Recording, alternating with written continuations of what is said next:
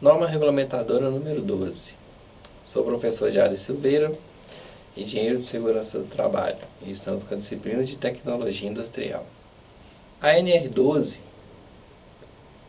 no seu processo de alteração, né, que foi falado, né, na aula anterior, ela trouxe uma reflexão tanto para os profissionais como para as equipes de engenharia, de manutenção, de como atender plenamente a norma. Então, para atender, eu tenho que entender os riscos de acidentes das operações com máquinas e equipamentos. Na operação e também na manutenção de máquinas e equipamentos, o risco de acidentes se manifesta substancialmente em 2 pontos. O primeiro, no ponto da operação, né, que se processa a transformação da peça trabalhada, seja corte, dobra, moldagem, entre outros, e nos sistemas de transmissão, nos quais há transferência de energia mecânica, né, para os elementos da máquina realizarem a operação, tá? Como as rodonas, polias, correias, volantes, acoplamentos, correntes e engrenagens. Na nossa figura, né, tá um exemplo aí de uma parte móvel, que a gente também chama, um sistema de proteção sem o devido isolamento, sem a tampa. Então, se o empregado desavisado acionar esse equipamento e eu estiver trabalhando próximo e tiver algum item que facilite, seja um ponto de agarramento, pode acontecer aí um acidente. Então a gente tem que tomar cuidado com o ponto de operação e garantir, assegurar que os sistemas de transmissão estão protegidos. Outra questão importante na questão dos riscos aí de acidentes mecânicos com máquinas e equipamentos são os famosos riscos adicionais. O que são os riscos adicionais? São aqueles que, além dos inerentes à máquina. Por exemplo, uma substância perigosa que eu vou utilizar ali para fazer uma lubrificação de um equipamento, no caso usinagem, para resfriar uma ferramenta ou facilitar o corte. Eu tenho radiações ionizantes, né? No caso, se eu estiver trabalhando com uma máquina que utiliza uma fonte radioativa. Radiações não ionizantes, que às vezes eu posso estar operando uma máquina, mas tem um empregado fazendo um processo de solda próximo ali. As vibrações também é um risco adicional. O ruído, calor, combustíveis inflamáveis de um modo geral, superfícies aquecidas, que pode ocasionar queimadura, o choque elétrico, caso não tenha o zelo suficiente com a questão da parte elétrica da máquina, e risco de acidente em espaços confinados. Existem máquinas de grandes proporções que, para dar manutenção, é necessário, né, que esse serviço seja executado com acesso a um espaço confinado. Gerenciamento dos riscos elétricos. A NR12, ela aprofunda basicamente em toda a situação que envolve o funcionamento de uma máquina, da própria máquina e do seu funcionamento. No caso dos circuitos elétricos, né, de comando e potência das máquinas e equipamentos, devem ser projetados e mantidos de modo a prevenir por meios seguros os perigos de choque elétrico, incêndio, explosão e outros tipos de acidentes, conforme previsto nas normas técnicas oficiais e na falta dessas nas normas internacionais. Basicamente, podemos dizer que a NR12 ela chama a DES para conversar, né? Fala, DES, vem cá, me ajuda aqui.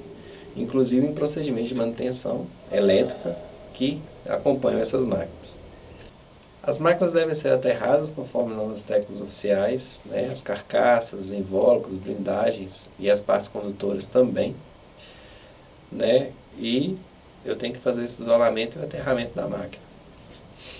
Os circuitos elétricos de comando de potência das máquinas que possam estar em contato direto ou indireto com a água tem que ser projetado para garantir o isolamento, a estanqueidade, isolamento e aterramento, de modo a prevenir aí a ocorrência de choque elétrico. Então eu tenho que ter o projeto que, se a máquina ela no ambiente, é um ambiente que pode ter vazamento de água, se a máquina trabalha com alguma etapa de arrefecimento ali, que a parte hidráulica esteja simultaneamente ligada à parte elétrica, eu tenho que pensar na estanqueidade, ou seja, no isolamento total dessa parte elétrica desse equipamento. No gerenciamento dos riscos elétricos, eu tenho que pensar também nos condutores de alimentação elétrica das máquinas e equipamentos, que devem atender aos requisitos mínimos de segurança.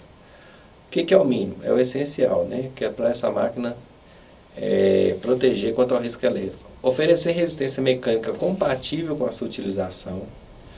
Possuir proteção contra a possibilidade de rompimento mecânico ou contatos abrasivos ou de contato com lubrificantes, combustíveis e calor. Localização de forma que nenhum segmento fique em contato com as partes móveis ou cantos vivos. Não dificultar o trânsito de pessoas e materiais na operação das máquinas. E não oferecer quaisquer os tipos de risco em sua localização. E ser constituído de materiais que não propaguem fogo, retardantes ao fogo ou até mesmo isolantes ao fogo.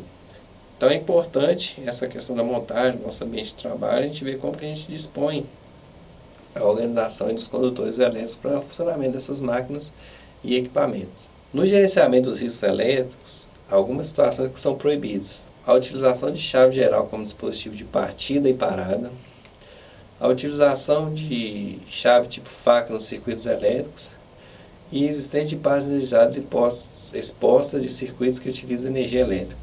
Esse é um exemplo de chave tipo faca, né, que não, em algumas situações, na década de 90, era utilizado para desligar e acionar o equipamento. Esse dispositivo atualmente ele é proibido. Então não é recomendável a sua utilização de chave faca. Hoje é tudo com disjuntor, o botão de emergência, todas as exigências que estão devidamente bem explicadas na NR12. Riscos elétricos na questão de baterias. As baterias devem atender os seguintes requisitos mínimos de segurança, no caso se a sua máquina tem alguma bateria. A bateria tem que estar localizada de modo que sua manutenção e troca possa ser realizada facilmente a partir do solo ou de uma plataforma de apoio. Constituição e fixação de forma a não haver deslocamento acidental. E proteção do terminal positivo, a fim de prevenir contato acidental e curto-circuito. Ou seja,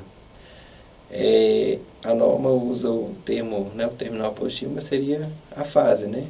Ou seja, para quem é da área de elétrica também tem conhecimento, usa o termo positivo para a gente falar neutro, fase e terra. Então, evitar o contato ali com a fase para prevenir contato acidental.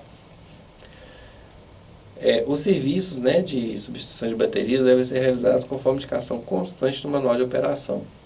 A norma ela deixa bem claro que os manuais devem vir acompanhados das máquinas, principalmente as novas.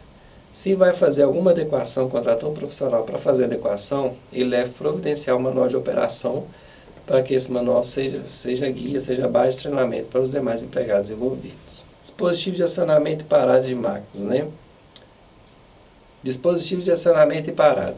Os dispositivos de partida, acionamento e parada das máquinas devem ser projetados, selecionados e instalados de modo que não se localizem em suas zonas perigosas, ou seja, a sua zona de operação. Um exemplo, numa prensa, eu não posso deixar próximo ao local onde é feito o impacto do martelo, do estampo, da matriz, onde faz o corte da chapa, colocar o dispositivo ali perto, porque acidentalmente eu posso errar ao acionar e colocar o membro na área de corte. Isso se a máquina estiver desprovida de cortinas de luz. Possam ser acionados ou desligados em caso de emergência por outra pessoa que não seja operador, ou seja, eu estou nessa posição realizando essa atividade. O dispositivo de acionamento ou de emergência tem que estar próximo a mim. Se eu afasto de modo que outra pessoa passe e acione, está errado. Então tem que fazer uma nova adequação na máquina para que o dispositivo de emergência esteja próximo. Não acarretem riscos adicionais, ou seja, se eu tenho um outro processo próximo de solda, com a questão da radiação não ionizante, ou até mesmo uma limpeza, né, na questão de estar lavando o piso com jateadora, a questão da umidade, por exemplo, não pode estar ali. E eu tenho que dificultar a burla. Então, para você entender o que é burla, né, a terminologia de burla, é quando a gente interrompe ali um funcionamento normal, seguro de determinado dispositivo. Os comandos de partida ou acionamento das máquinas devem possuir dispositivos que impeçam seu funcionamento automático ao serem energizados. O que isso quer dizer? Eu desliguei o equipamento, desliguei a chave geral. No outro dia eu retornei, acionei a chave geral, a máquina começou a funcionar. Então isso está errado. Então tem algum comando ali, ou alguma falha Então, a máquina ela tem que ser acionada apenas quando o botão específico para ela ser ligada funcione. Não pode ser ligado na chave geral, como foi falado anteriormente. O comando bimanual, o que é importante explicar aqui é o comando bimanual. Ele é uma ferramenta que foi desenvolvida para que o operador, ao acionar a máquina, fique com as mãos fora da área de controle, de corte, de determinada máquina ou equipamento. Quando eu falo bimanual, que eu tenho que acionar simultaneamente com as duas mãos. Não, se eu coloquei uma mão aqui, ou deixei uma mão aqui no equipamento, e na outra eu estou tomando cafezinho, ou então pego um calço, pego um equipamento, coloco no comando lá, deixo acionado, e vou tomando café e apertando a outra. Não é comando bimanual. Comando bimanual tem que ter um funcionamento assíncrono de meio segundo. Então a diferença entre o acionamento, as duas mãos, meio segundo de diferença. Então, se na sua empresa, na organização, que você fala assim, eu tenho comando bimanual, você chegou lá, apertou um botão e o outro continuou funcionando, não está adequado. Então essa é a importância de se definir o que é verdadeiramente o comando bimanual, em que muitos profissionais têm dúvida. Dando continuidade, né, a NR12 a gente não conclui, a gente continua. Recomendo que siga os estudos da norma regulamentadora número 12 e as normas técnicas nacionais e internacionais ligadas a ela.